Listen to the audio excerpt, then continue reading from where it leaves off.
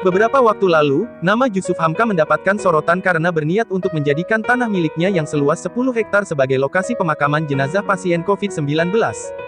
Pria yang akrab disapa Baba Alun ini turut berperan dalam memerangi percaloan kremasi untuk jenazah pasien COVID-19 di Jakarta.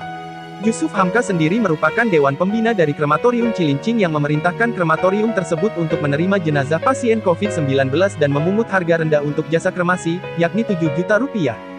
Hal ini lakukan karena sebelumnya sempat beredar berita tentang adanya calo jasa kremasi yang mematok harga hingga ratusan juta rupiah per jenazah pasien COVID-19.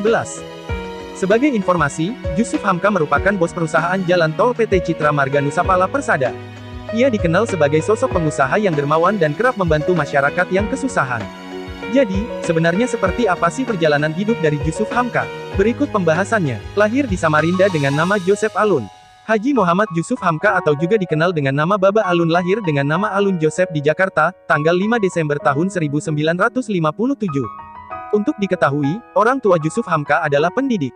Ayahnya yaitu Joseph Suhaimi adalah dosen dengan banyak gelar, sementara sang ibu yakni Suwanti Suhaimi berprofesi sebagai guru. Adapun, Jusuf Hamka sendiri merupakan anak keempat dari 7 bersaudara. Saat masih kecil Jusuf Hamka sudah hidup di perkampungan kecil. Sejak kecil, Jusuf telah ditempa dengan kehidupan pas-pasan. Dia pun sudah terbiasa dengan rutinitas berjualan keliling setiap pulang sekolah. Meski keduanya berprofesi sebagai pendidik, Jusuf Hamka hanya lulusan SMA. Ia pernah beberapa kali kuliah tetapi tidak selesai. Di masa muda, dia pernah mengenyam pendidikan di sejumlah perguruan tinggi ternama, tapi tak ada yang tuntas. Bukan karena kurang cerdas, cuma dia memang tak suka dengan formalitas. Walaupun tidak punya ijazah formal, lelaki yang kerap disapa Baba Alun ini tidak pernah minder dalam bergaul. Ia mengibaratkan dirinya sebagai Metro Mini yang bisa melesat lebih cepat daripada mobil mewah yang takut kegores. Jusuf Hamka pernah bekerja sebagai supir traktor. Pada tahun 1986, Jusuf Hamka mulai bekerja di bidang konstruksi jalanan sebagai seorang supir traktor pembuat jalan. Pekerjaan yang dilakoninya selama 3 tahun ini masih berlokasi di Samarinda, Kalimantan Timur.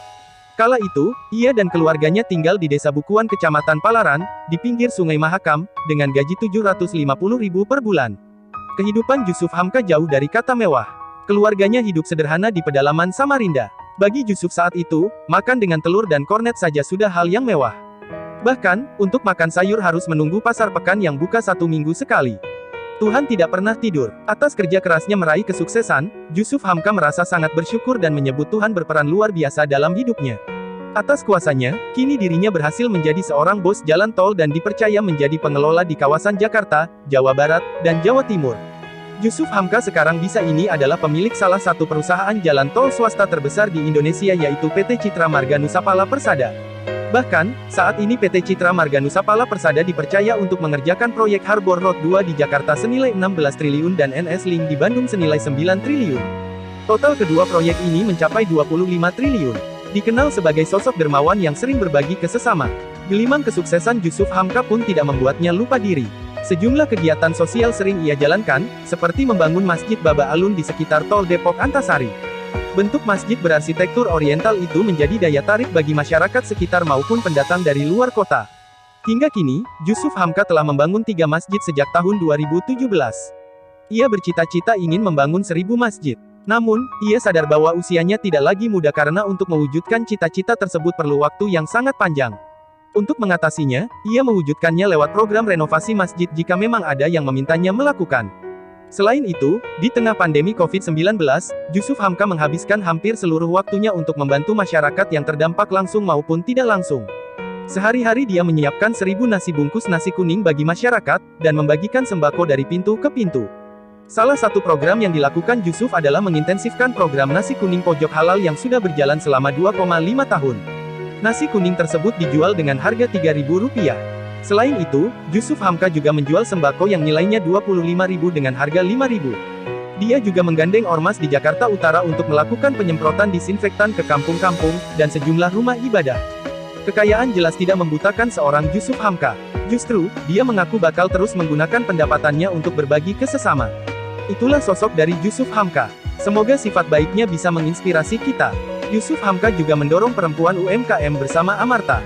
Nah, salah satu cara untuk melakukan kebaikan yang bisa kita lakukan adalah dengan mendanai mitra usaha perempuan pelaku usaha mikro di pedesaan. Amarta hadir untuk memfasilitasi hal ini. Amarta merupakan perusahaan investasi P2P lending yang menghubungkan pendana di kota kepada peminjam, perempuan pengusaha mikro di pedesaan melalui akses permodalan, pendampingan, dan pelatihan usaha. Amarta menawarkan bagi hasil hingga 15% flat per tahun kepada pendana. Menurut laporan akuntabilitas sosial Amarta, sebanyak 41% mitra berhasil keluar dari garis kemiskinan setelah 2 tahun bergabung dengan Amarta.